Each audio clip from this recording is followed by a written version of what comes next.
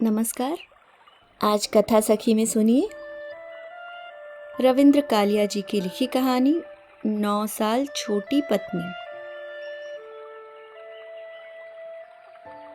कुशल दबे पांव इस तरह घर में घुसा था जैसे घर उसका अपना न हो, और खांसी आने पर वह गली में जाकर इस तरह जी भरकर खांस आया था जैसे मदन को नसीहत करने का मौका न देने के लिए वह प्रायः दुकान के बाहर जाकर खांसा करता है।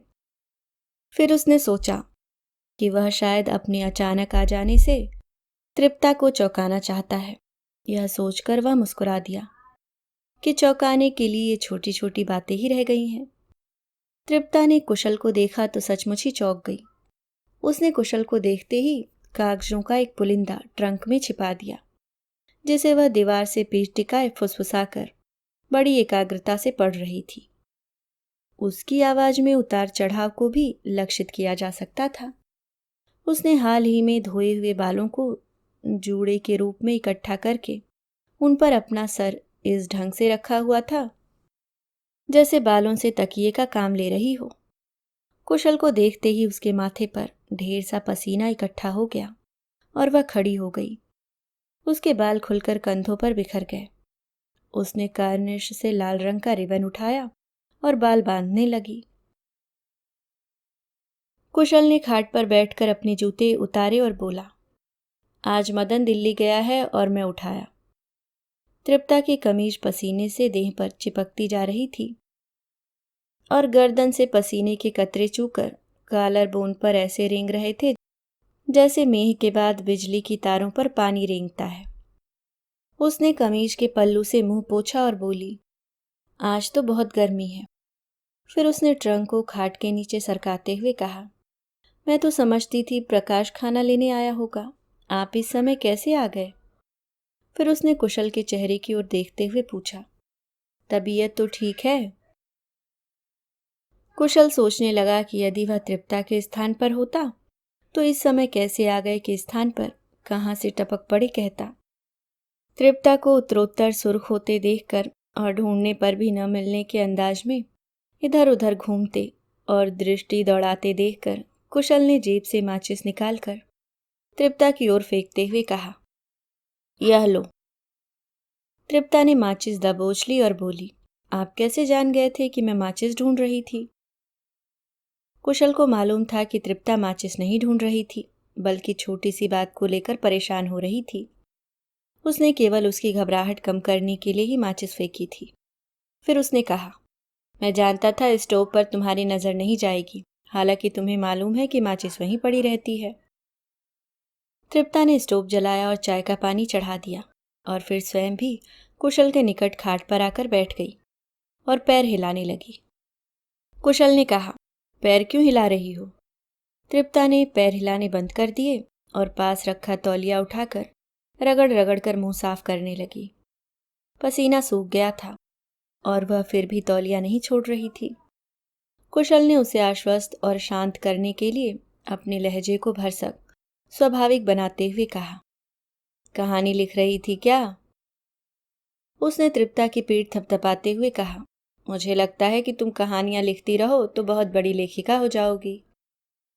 तृप्ता कुशल की ओर देखकर मुस्कुराई और उसकी बूशर्ट पर रेंगती हुई एक चींटी फेंकते हुए बोली, शादी के बाद तो कुछ भी नहीं लिखा, वही पुरानी कहानी पढ़ रही थी जिसे सुनकर आपने मेरा बहुत मजाक उड़ाया था। वह फिर पैर हिलाने लगी और शिकायत की मुद्रा में कुशल की ओर देखने लगी। कुशल ने महसूस किया कि कई बार बेवकूफ़ बनाकर उतना मज़ा नहीं आता जितना बनकर आता है, परंतु जब तृप्ता बिल्कुल निश्चिंत हो गई कि कुशल पूरा बेवकूफ़ बन चुका है तो कुशल को वह अच्छा नहीं लगा। उसने कहा, अजीब बात है, टांगें तो मेरी दर्द कर रही हैं और हिला तुम रही हो। फिर उसने कुछ देर चुप रहकर कहा, तृप्ता जरा मेरी ओर देखो। तृप्ता ने तौलिए को ऊपर सरकाकर थोड़ी सी आंख नंगी की और फिर तुरंत मुंह छिपाती हुई बोली, आप मुझे डरा क्यों रहे हैं? डरा कैसे रहा हूं? कुशल को हल्की सी खुशी हुई। उसने तृप्ता के हाथ से तौलिया खींचते हुए कहा, देखो स्टोव शायद बुझ गया है। तृप्ता अतिरिक्त त्वरा से भागकर स्टोव की ओर गई जैसे दूध उफन गया हो और फिर कुशल की ओर पीठ करके स्टोव के निकट की पटरी पर बैठ गई। सहसा कुशल को लगा कि बाथरूम का नल खुला है। वैसे बाथरूम का नल तब तक खुला रहता है जब तक म्युनिसिपैलिटी उसकी रगों को पानी मुहैया कर सकती है। इससे पहले गली में शोर कर रहे बच्चों की आवाज भी उसे सुनाई नहीं दे रही थी। बच्चों का शोर सुनकर वह सहसा मुस्कुरा दिया। मदन जब कभी मूड में होता है तो दुकान में आने वाले ग्राहकों को कभी कभी कुशल का हवाला देकर सुनाया करता है, भारत में तभी चैन से सोया जा सकता है। मदन चुटकी बजाकर कुशल को हाफ सेट चाय का ऑर्डर देने का संकेत करते हुए अपनी बात जारी रखता है। जब रात को आप बच्चों की चिल्लपों को लोरी समझें और सुबह गली के नन्हे मुन्नों के सामूहिक रोदन से आप घड़ी का अलार्म का काम लें। इतवार की दोपहर तो कुशल जैसे तैसे करके घर में ही बिता लेता है, परंतु इस समय बच्चों की धींगा मुश्ती न तो लोरी का काम दे रही थी और घड़ी के अलार्म की। उसने तृप्ता से पूछा, क्यों तृप्ता, गली के बच्चों के स्कूल कब खुल रहे हैं? तृप्ता ने मुस्कुराकर पीछे की ओर देखा। वह शायद अब तक संभल चुकी थी, या शायद उक्त प्रश्न की संभाव्यता से प्रभावित होकर उसने सोच लिया था कि कुशल की दृष्टि इतनी पैनी नहीं है जितनी कि वह समझ बैठी है। वह स्टोव से केतली उतारने लगी। उसने कुशल के लिए चाय का प्याला तैयार किया और कुशल को पकड़ाते हुए बोली, आप शेव बना लें, मैं तब तक आपके कपड़े आयरन कर दूं। कितना अच्छा रहे अगर आप पिक्चर चलें। मेरा ख्याल है पिक्चर तो हम मदन के लौटने तक नहीं जा सकेंगे। उसे दिल्ली जाना था, मैंने पैसे नहीं मांगे। पिक्चर जितने पैसे हैं मेरे पास।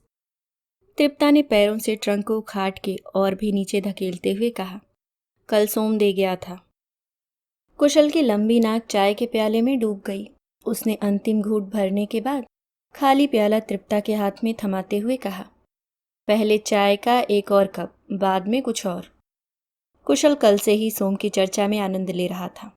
कल जब सोम घर का पता जानने के लिए दुकान पर आया था तो कुशल जानबूझकर सोम के साथ स्वयं नहीं आया था, बल्कि उसने दुकान के चपरासी के साथ सोम को घर भिजवा दिया था।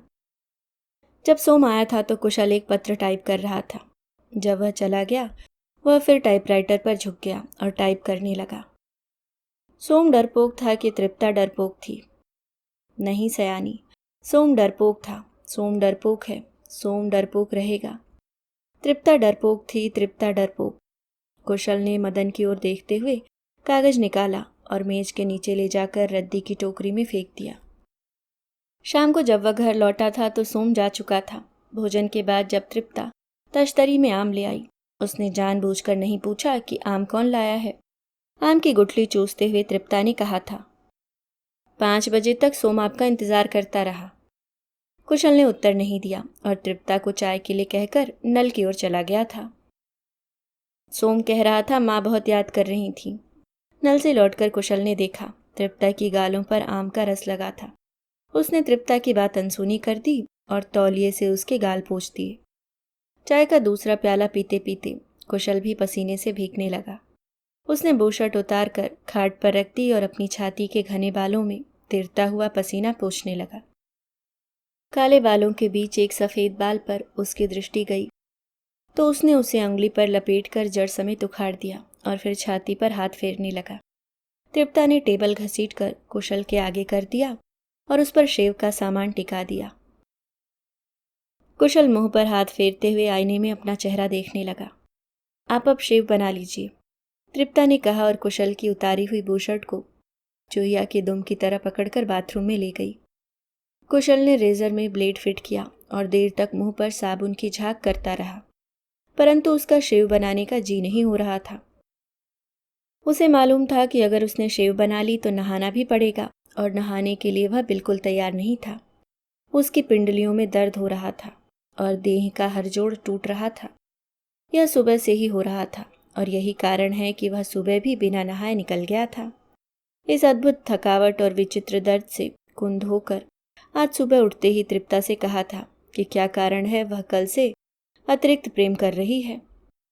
कुशल को चेहरे पर झांक करते देख तृप्ता ने पूछा कि वह क्या सोच रहा है। यही कि कुशल ने रेजर को पानी में गीला करे हुए कहा, इस पहेली को एक नई खाट ले आऊंगा।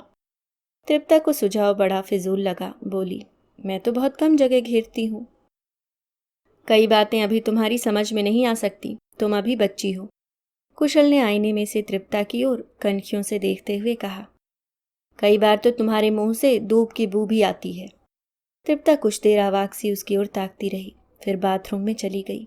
जब वह स्नान करके लौटी तो कुशल तब भी चेहरे पर झाग बना रहा था। तृप्ता को देखकर उसके दिमाग में किसी छायावादी कवि की पंक्तियां तैरने लगीं। उन्हें पकड़ने की बजाय वह तृप्ता को चेतावनी देने के लहजे में कहने लगा कि वह भविष्य में उसे शेव बनाने और स्नान करने के लिए कभी न कहे। उसकी इच्छा होगी तो वह खुद स्नान कर लेगा। इतने में बाहर का दरवाज़ा खुला और किसी के आने की पदचाप सुनाई दी। तृप्ता ने उचक्कर बाहर देखा और बोली, सुब्बी है। सुब्बी नीली आंखों वाली स्लिम सी तृप्ता की हमउम्र लड़की है। उसने आंगन में आकर कुशल को देखा तो जीभ निकालकर भाग गई। सुब्बी बहुत खराब लड़की है, तृप्ता ने कहा। लड़कियां सभी खराब होती हैं, कुशल ने कहा। वह जानता था तृप्ता की नज़रों में सुब्बी क्यों खराब है। कुशल शेव बनाता रहा। तृप्ता कुछ क्षण रुककर बोली, देखने में कितनी भोली लगती है, पर मोई के पास लड़कों के खत आते हैं। आईने में कुशल का चेहरा मुस्कुराने लगा। उसने ठुड्डी पर रेजर चलाते हुए कहा, देखने में तो तुम भी बहुत भोली लगती हो। तृप्ता के चेहरे पर हवाइयाँ उड़ते देख उसने बात का रुख पलटा। जवान लड़की को लोग ऐसे ही बदनाम कर देते हैं, मैं भला उसकी बदनामी क्यों करूंगी।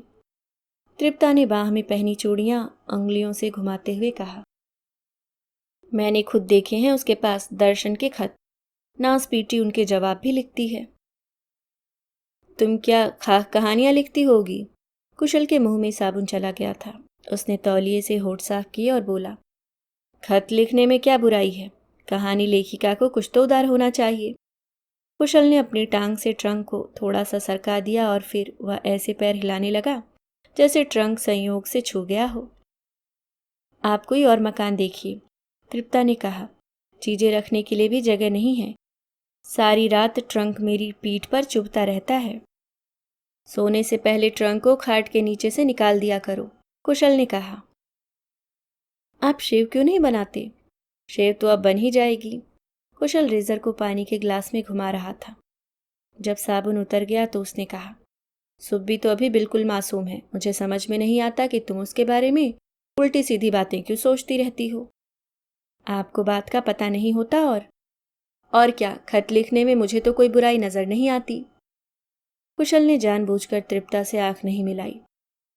तृप्ता को कुछ सोचते हुए उसने कहा, खत लिखने के अलावा भी कुछ करती हो, मैं सोच नहीं सकती।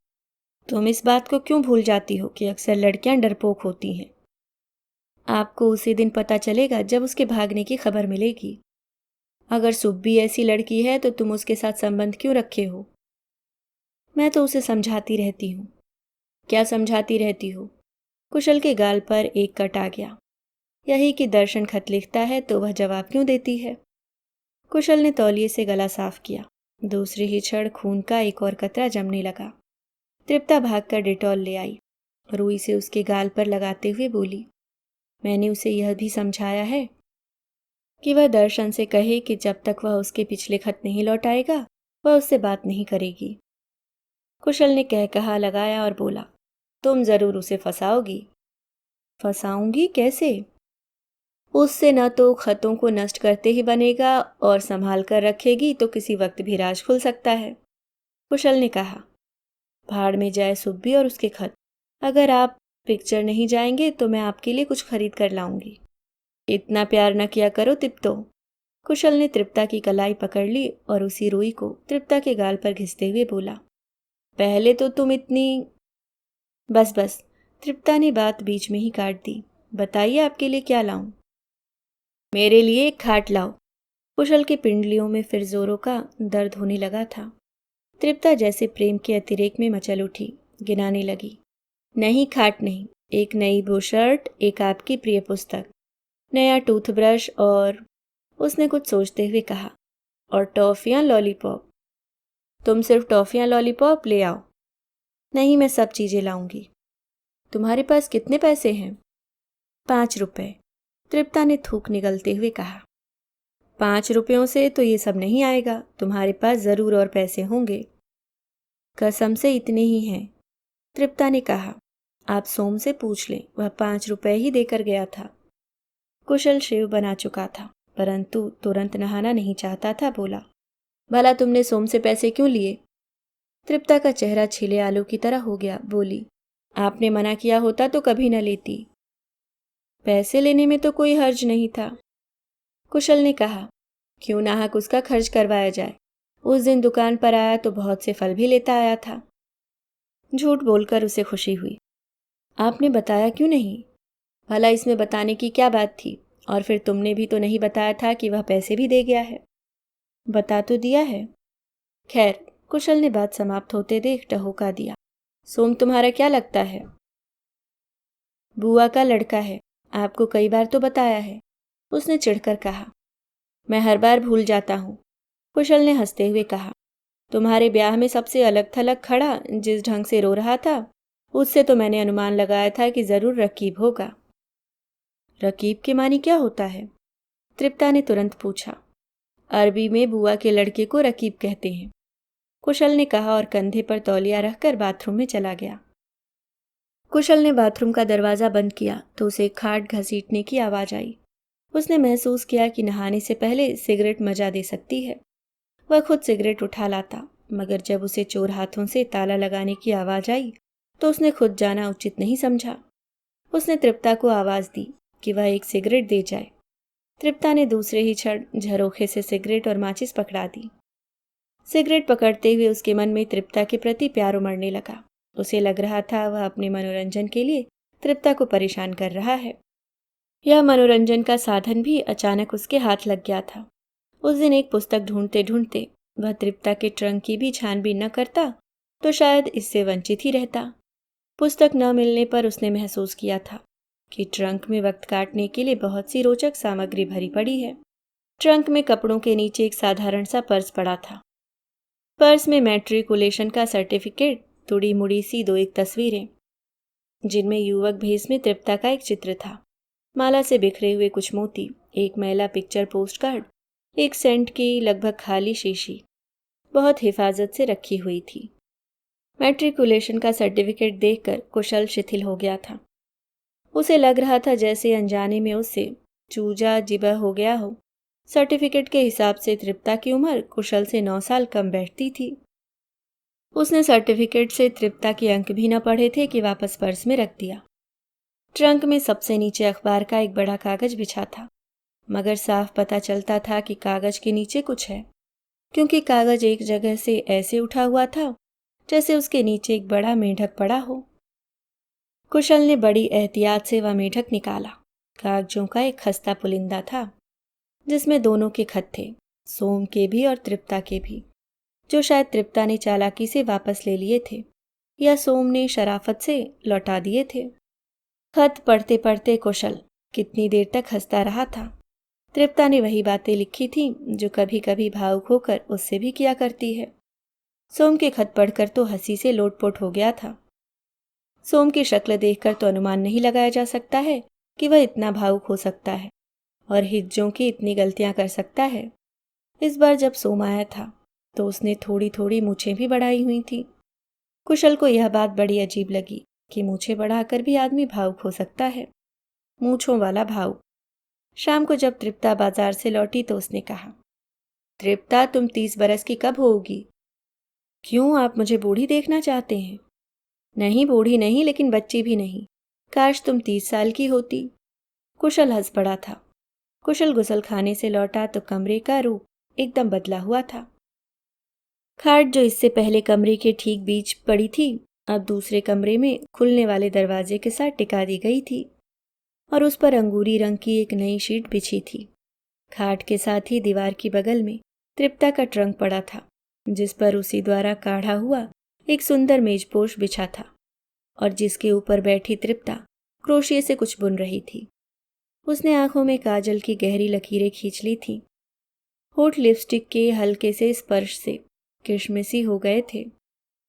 कुशल ने यह परिवर्तन देखा तो मुस्कुरा दिया। उसे मुस्कुराते देखकर तृप्ता ने पूछा, आप मुस्कुरा क्यों रहे हैं? तृप्ता क्रोशिये से पीठ खुजलाने लगी, जिससे उसका ब्लाउज कंधे के नीचे से गुब्बारे सा फूल गया था। कुशल के मन में क्षण भर के लिए यह विचार आया था कि वह बाहर का दरवाज़ा बंद कराए, परंतु स्नान करने से उसकी पिंडलियों को थोड़ा सा सुकून मिला था, जिसे वह कुछ देर और कायम रखना चाहता था। उसने सर पर कंघी फेरते हुए कहा, तुम कहती हो तो नहीं मुस्कुराता। आप कुछ सोच रहे हैं। तृप्ता क्रोशिये पर दृष्टि गड़ाकर बोली, क्या सोच रहे हैं? कुशल ने कुछ सोचने की कोशिश की और कल्पित प्रेमिका का पुराना किस्सा ले बैठा। बोला, दरअसल मुझे शीला याद आ रही थी। जब मैं हंसता था तो वह भी तुम्हारी तरह टोक देती थी। जब मैं सिगरेट पीता था तो वह मुझसे दूर जा बैठती थी। जब कभी उसके घर जाता तो नौकर को भेजकर सिगरेट मंगवा देती। अजीब लड़की थी शीला। कुशल ने सिगरेट सुलगाया और खाली पैकेट नाटकीय अंदाज में दूर फेंक दिया। तृप्ता ने क्रोशिये से आंखें नहीं उठाईं। कुशल ने तृप्ता को लक्षित करके धुएं का एक गहरा बादल उसकी ओर फेंका। उसे आशा थी कि ताजी लिपस्टिक पर थोड़ा सा धुआं जरूर जम जाएगा। अपनी बात का प्रभाव न होते देख उसने बात आगे बढ़ाई कि कैसे वह शीला के साथ पिकनिक पर जाया करता था और बस बस मैं और नहीं सुनूंगी। तृप्ता ने क्रोशिये से आंखें उठाकर कुशल की ओर अविश्वासपूर्वक देखते हुए कहा, आप मुझे बेवकूफ़ बना रहे हैं। कुशल ने एक लंबा कश लिया और बोला, अच्छा अब तुम मुझे बेवकूफ़ बनाओ। इस बार उसने नाक से धुआं छोड़ा। तृप्ता को चुप देखकर उसने कहा, बनाओ भी। क्या? यही बेवकूफ़। उसने तृप्ता की ओर सरकते हुए कहा, तुम शायद समझती हो कि मैं पहले ही बेवकूफ़ हूँ। बेवकूफ़ तो आप मुझे बना रहे हैं। तृप्ता का चेहरा सुर्ख हो गया था और कड़वाहट पी जाने से उसने रुआसी सी होकर कहा, रकीब के मानी क्या होता है? बुआ का लड़का। कुशल ने सिगरेट के टुकड़े को पैर से मसल दिया। महान लेखिका होकर इसका भी अर्थ नहीं पता। कुशल को मालूम था कि अब वह कहानी लेखिका का लबादा ओढ़ने के लिए विवश है। आपको मेरा कुछ पसंद भी है?